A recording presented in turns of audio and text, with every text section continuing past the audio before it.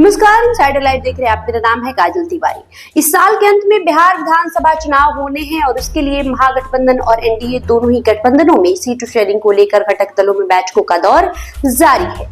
NDA में इस बार seat sharing की गुत्थी कुछ ज्यादा पेचीदा है, क्योंकि चिराग पासवान की पार्टी लोक जनशक्ति पार्टी रामविलास भी इस बार एनडीए का हिस्सा है, जबकि पिछले विधानसभा चुनाव में उसने अलग चुनाव लड़ा था। लोजपा रामविलास केंद्र सरकार में भी शामिल है और पार्टी नेता बिहार विधानसभा की कुल 243 सीटों में से कम 40 सीटों पर लड़ने की बात कर रहे हैं। पिछले विधानसभा चुनाव में एनडीए में से भाजपा ने 110 सीटों पर चुनाव लड़ा था और 74 सीटों पर जीत दर्ज की थी। जदयू ने 115 सीटों पर चुनाव लड़ा था और 43 सीटें जीती। हमने 7 सीटों पर चुनाव लड़ा और 4 सीटें जीता। वीआईपी ने 11 सीटों पर चुनाव लड़ा और 4 सीटों पर जीत हासिल की। 2020 का विधानसभा चुनाव लोक जनशक्ति पार्टी ने अलग से लड़ा था और तब 134 सीटों पर उम्मीदवार उतारे थे। हालांकि सीट एक ही जीत पाई, लेकिन जदयू को कई सीटों पर नुकसान हुआ। पिछले विधानसभा चुनाव से इस बार में एनडीए का स्वरूप बदला है। वीआईपी अब एनडीए की जगह महागठबंधन का हिस्सा है और चिराग पासवान की पार्टी एनडीए में।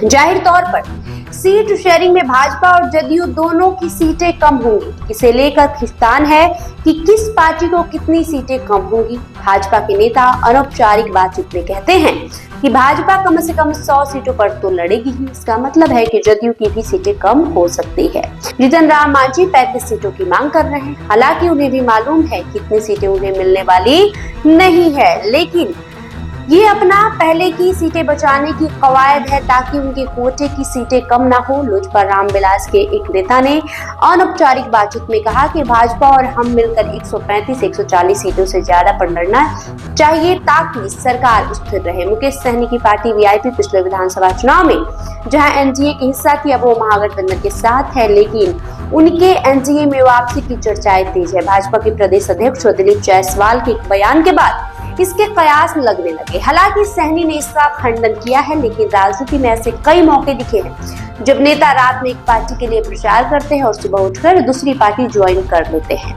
सहनी ने 2014 और 2019 का लोकसभा चुनाव आरएलडी के साथ मिलकर लड़ा था।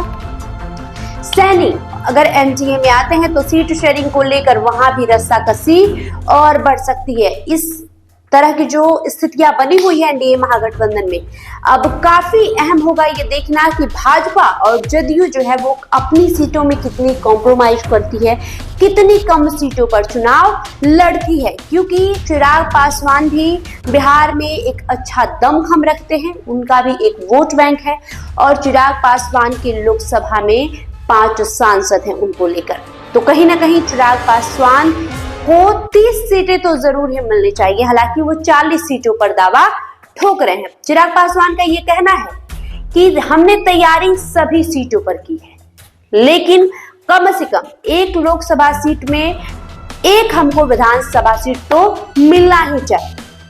तो इसे जाहिर तौर पर कि बिहार में अगर 40 लोकसभा सीट है तो सभी लोकसभा क्षेत्रों में एक एक विधानसभा सीट पे वे अपने उम्मीदवार उतारते हैं, तो 40 सीट की वो मांग कर रहे हैं। तो अगर कितनी भी कॉम्प्रोमाइज होती है तो 30 से कम पर तो बात बनने वाली नहीं है। अब बात करते हैं जीतन राम मांझी की। यूं तो जीतन राम मांझी की पार्टी के महज एक सांसद है जीतन राम मांझी, जिनको केंद्र में मंत्री भी बनाया गया है, लेकिन वो 35 विधानसभा सीटों की मांग कर रहे हैं। अब जाहिर तौर पर जीतन राम मांझी को तो 35 सीटें मिलने से रही। हो सकता है कि 7 से 10 सीटें उन्हें मिल सकती है, क्योंकि एनडीए गठबंधन में जदयू और भाजपा के अलावा जीतन राम मांझी हैं, चिराग पासवान हैं, इसके अलावा उपेंद्र कुशवाहा भी हैं और अभी मुकेश सहनी की जो स्थितियां बनी हुई है, तो हो सकता है कि मुकेश सहनी भी एनडीए का हिस्सा हो जाए, यानी चुनाव से पहले मुकेश सहनी की घर वापसी भी हो जाए। हालांकि उन्होंने इस बात का खंडन किया है, लेकिन राजनीति में ऐसी तमाम खंडन होते रहते हैं और नेताओं को जब दूसरी पार्टी ज्वाइन करनी होती है तो वो सब बातें भुलाकर दूसरी पार्टी ज्वाइन कर लेते हैं। तो एनडीए गठबंधन में कहीं ना कहीं महागठबंधन से भी ज्यादा घमासान मचने वाला है, क्योंकि इस बार कोई भी दल कॉम्प्रोमाइज करने की स्थिति में नहीं है। सभी दल अधिक से अधिक सीटों पर अपना दावा ठुक रहे हैं, अपने प्रत्याशी को उतारने की बातें कर रहे हैं। इसमें सबसे ज्यादा चिराग पासवान और जीतनराम मांझी चर्चा में बने हुए हैं। वहीं उपेंद्र कुशवाहा भले ही अभी साइलेंट है, शांत है, लेकिन सब कोई जानता है कि वो जब बोलते हैं तो कुछ ज्यादा ही बोलते हैं। देखना काफी अहम होगा किस तरीके से एनडीए गठबंधन में सीट शेयरिंग होती है। बहरहाल आपका जो भी प्रतिक्रिया होगा इस खबर को लेकर कमेंट बॉक्स में छोड़ते जाइए। बहुत बहुत शुक्रिया।